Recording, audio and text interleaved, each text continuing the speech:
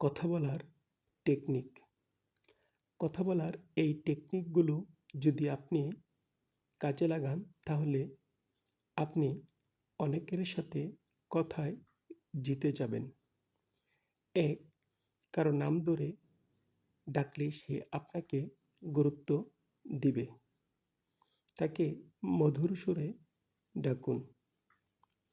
২. কেউ রেগে গেলে শান্ত স্বরে উত্তর দিন। তাহলে দেখবেন সেও শান্ত হয়ে যাবে। ৩. দ্রুত কথা বললে মানুষ আপনাকে কম গুরুত্ব দিবে।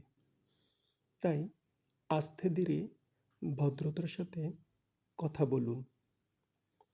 ৪.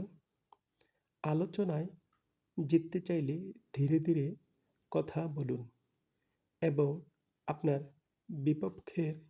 বিপক্ষের লোক কি বলছে তা গুরুত্ব দিয়ে শুনুন। ৫. প্রশ্নের উত্তর যদি কেউ এড়িয়ে যায় তার দিকে না তাকিয়ে থাকুন, অর্থাৎ অন্যদিকে তাকিয়ে থাকুন, তাকে এড়িয়ে যান। তাহলে সে চাপে পড়ে সত্য বলে দিবে এবং এই সত্য বলাটা আপনার জন্য অনেক উপকার দিবে। কারণ সে বুঝবে যে আপনি তার গোপন বিষয় বা তার আসল বিষয়টা জেনে গেছেন। এজন্য আপনি তাকে ভ্রুক্ষেপই করছেন না।